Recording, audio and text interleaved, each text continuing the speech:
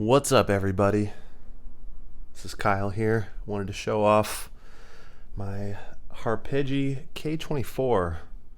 Just started this page. I wanted to give y'all a little bit of a basic tutorial of how this thing works. I saw this instrument for the first time back in, I believe it was 2013. It was Stevie Wonder. On his Songs on the Key of Life tour, brought one of these out for a couple of songs. Kind of blew my mind as soon as I saw it, and I've been wanting to pick one up for several years now, ever since. Finally pulled the trigger on one a little over a year ago. Spent the most of this last pandemic year, quarantine year, at home trying to learn this thing. For y'all that don't know me, I'm primarily a keyboardist.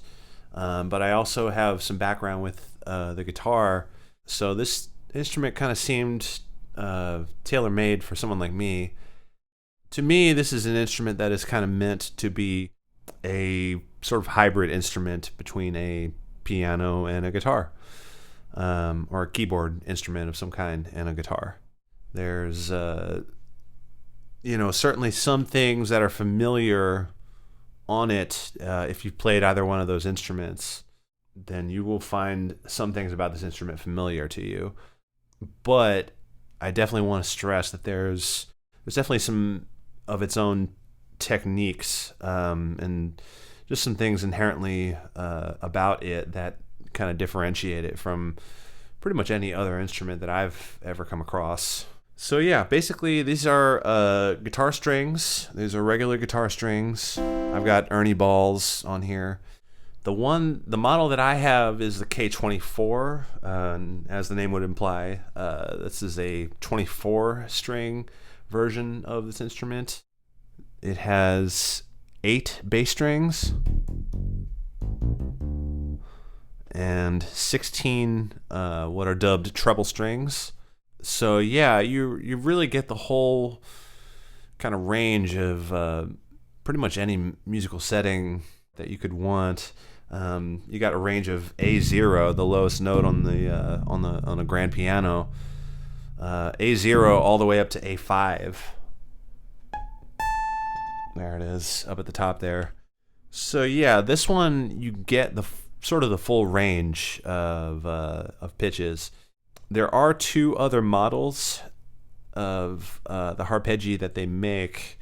There is the G16, which, again, as the name implies, has 16 strings. That only goes 4 octaves. It's more kind of designed to just imitating a 6-string guitar, basically. They also make something called a U12. I don't know a whole lot about that one. From what I can tell, it's meant to be a little bit more of strictly a bass type of instrument. But yeah, I opted for the K24 primarily because I have a lot of experience playing organ and laying down bass lines. And I mean, really a lot of piano music is centered around the idea that you get a lot of left hand playing bass, not necessarily bass lines, but lower end type operations, I guess, whereas your right hand is going to do more chords and melodic content.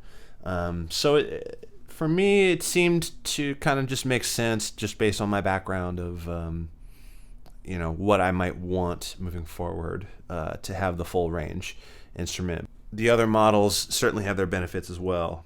One thing to note about the K24 is that it has a stereo output. There's if you can see up on the right side there's a 1/4 inch single stereo output jack that sends a signal just from the one output jack, and it splits off into 2 different signals. So you get your bass strings and your triple strings separated, which enables you to do a lot of different things as far as effects and whatever sort of output you want to send each one of those towards. It just gives you a little bit more flexibility with what you're trying to do.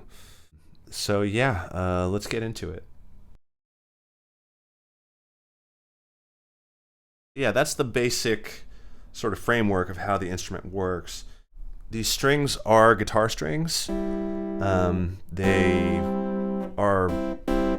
They're not special strings. They're no different than any strings that you would put on your guitar. They bend like you would on a guitar, obviously, which is super convenient. Coming from a keyboard background, it's not really something that you have available to you on a keyboard instrument. So that's a super useful, super fun kind of function that you have available to you on this instrument. Just to get started with this thing and give you an idea of the basic idea with it, for any of you that has played any guitar or any experience with a guitar, you know about frets. Each one of these is a fret, or to be more exact, these little metal things going upward here are each your frets, and with every fret you're moving up a half step.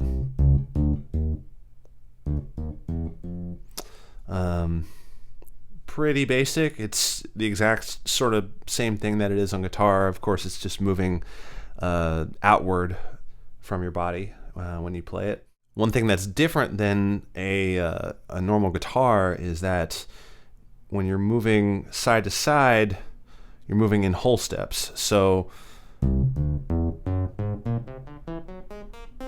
that's your whole step, whole tone scale, just moving across like that.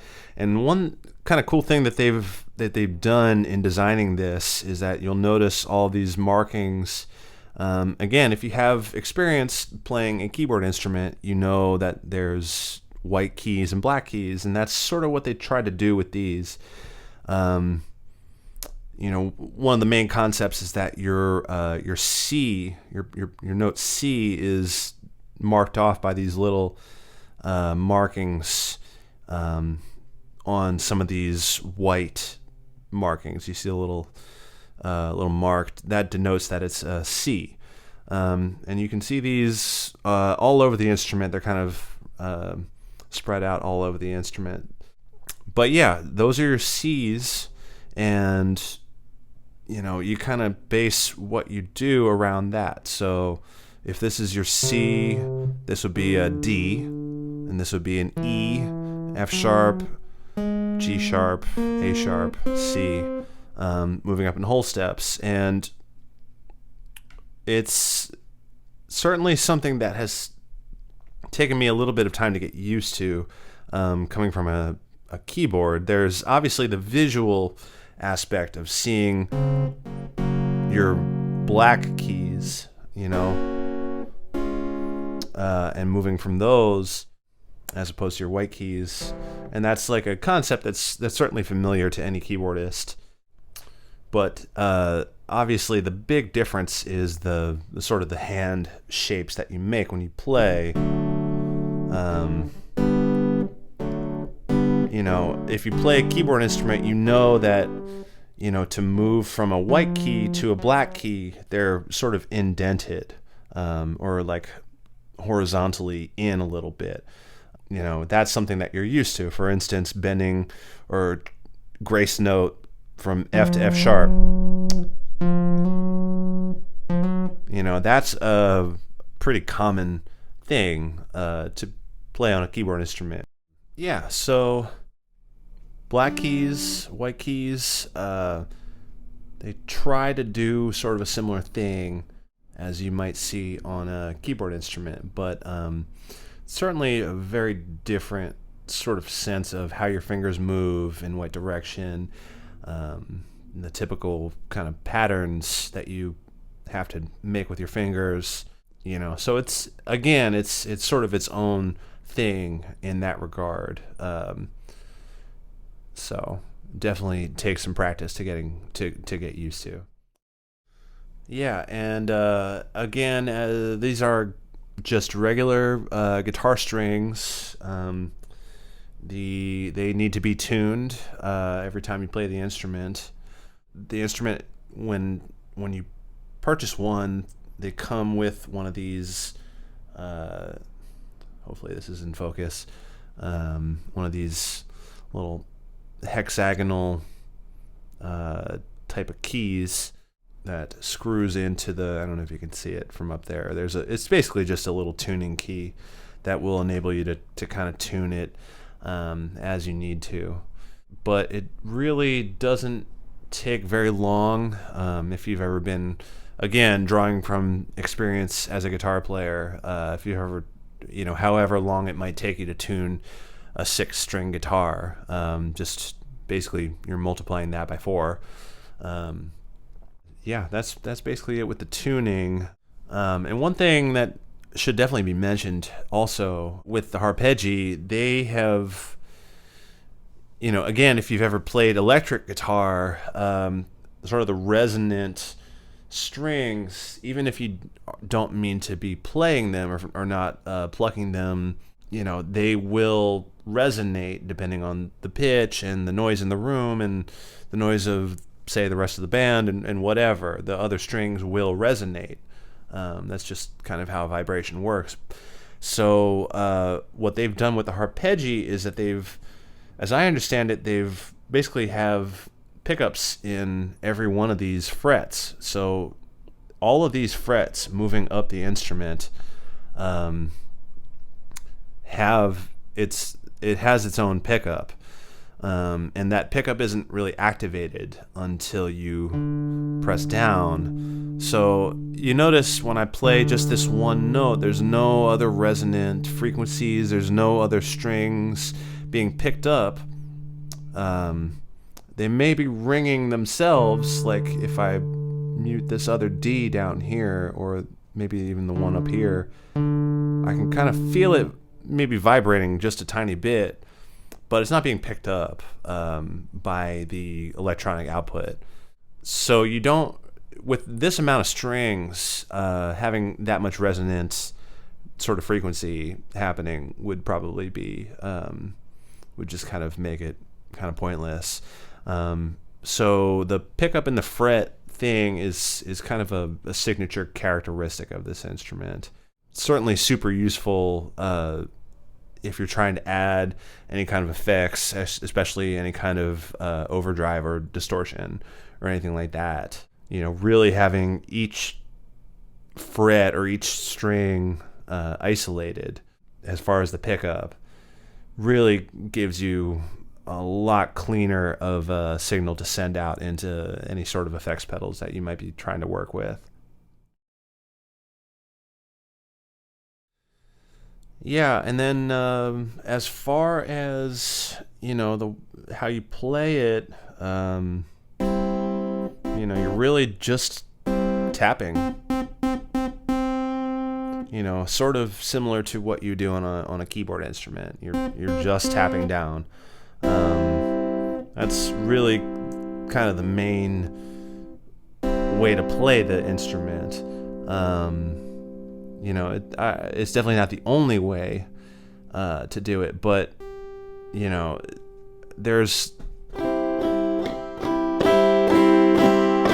I'm still a year in on this instrument, but so my strumming technique is not really where I would want it to be, but obviously you can kind of get the same effect that you might have on a guitar by actually just holding the pitches that you want down and strumming with your other hand, similar to what you basically do on a guitar. But the main sort of way of playing the instrument here is just with the tapping it down, which again is if you have experience playing a keyboard instrument, that's something you know how to do.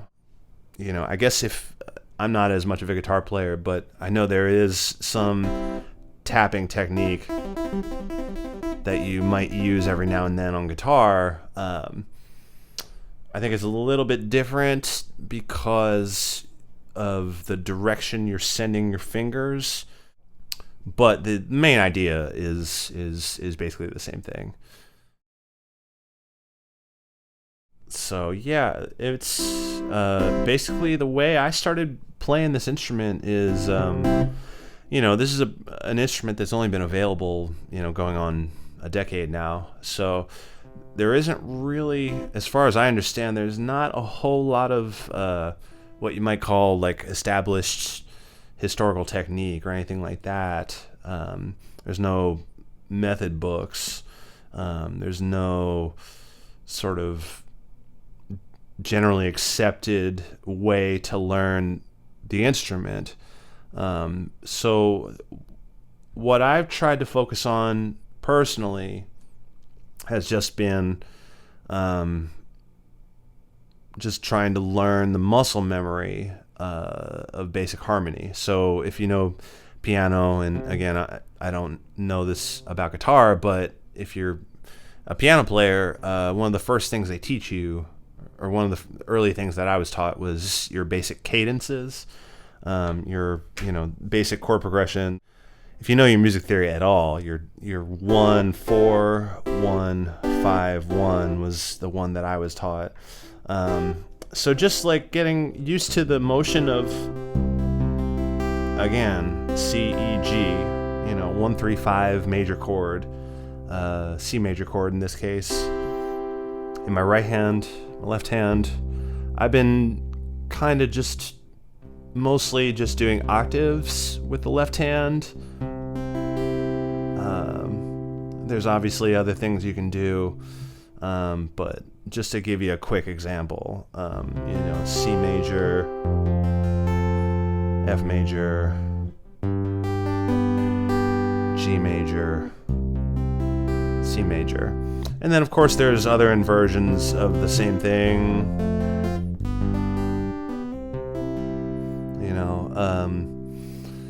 So yeah, I've spent quite a bit of my practice time just playing through, a lot of pop music and just getting used to some of the sort of common chord progressions that we play in a lot of Western pop music.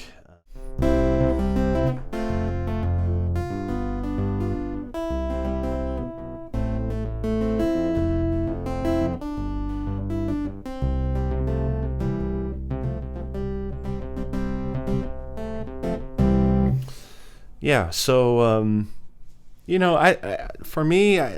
I tend to play a lot more pop music just in the gigs that I do, and just the music that I just enjoy playing personally. I think it's an instrument that has a lot of flexibility in terms of what it could do.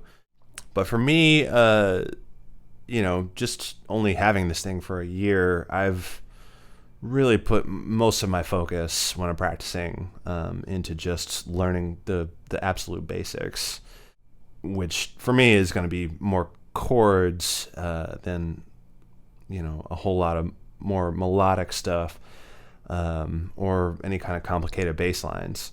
But my plan is to get more into that as I get a little bit more agile on the instrument.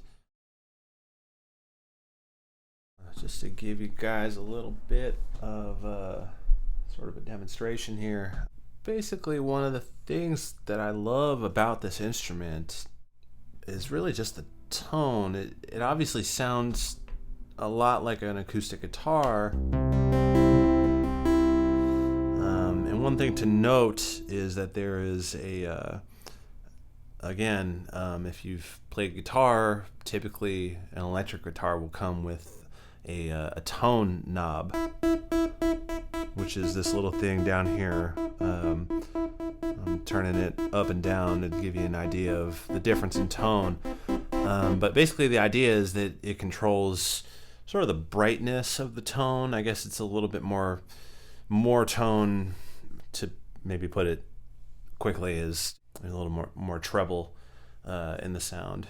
That's putting it very simply, but yeah, you get, especially when the tone knob is all the way up,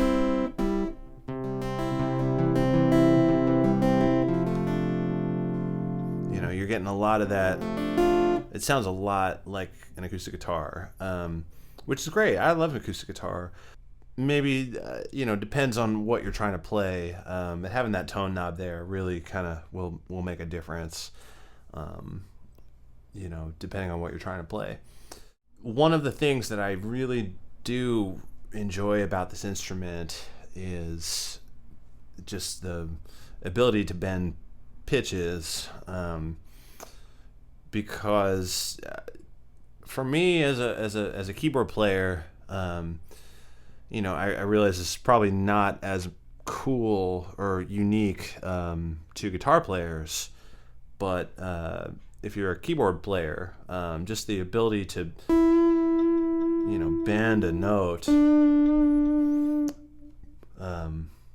it's just a total difference maker, total game changer in your musicality, and it just gives you a little bit more sense of expression than you would find on any sort of keyboard instrument. And just not even just a single note, but like an entire chord, it just kind of gives a neat little effect. It's certainly something that is somewhat lacking on a traditional piano or a keyboard or whatever. So that is something that's super, super cool about this instrument. Another thing that I really like to do playing this instrument is to do a lot of repeated notes. One of the main sort of things that I've learned, or that you will learn if you pick one of these up, is that, and you can probably see the little notes, the little marking there for a C. The same pitch is one string over and down 2 frets, right? So getting to play repeated notes like that is not really something that's doable as easily on a piano. A lot of times it will depend on the type of piano or keyboard that you're playing, and the action, or the quickness of the actual key to kind of come back up for you to strike it again. And if you're a guitar player, you get to do the repeated note thing with a strumming action with a pick. But what you don't get, that you do get on a Harpejji, is just the ability to kind of have it ring out a little bit more. If you're sort of strumming the same pitch on a guitar, the same fret of the same string, you're only re-attacking the same note. Whereas on a Harpejji, there's sort of a vibrancy that you don't get with a guitar. And then it becomes kind of cool and easy to kind of mess with your finger patterns based around that. So you kind of get this. It's almost like a if you know anything about synthesizers, the arpeggiator. It's almost kind of similar to that, and just how easy it is to kind of base some sort of musical phrase around a repeated note. It's something that I think that it's able to do on guitar. It's able to be achieved on guitar, but I don't know. There's just kind of a different vibe with it on a Harpejji. It's a little bit easier. I think it's a little bit more flexible in terms of what you can do with it, just as a musical device. So I've really been enjoying, incorporating that type of thing into my music.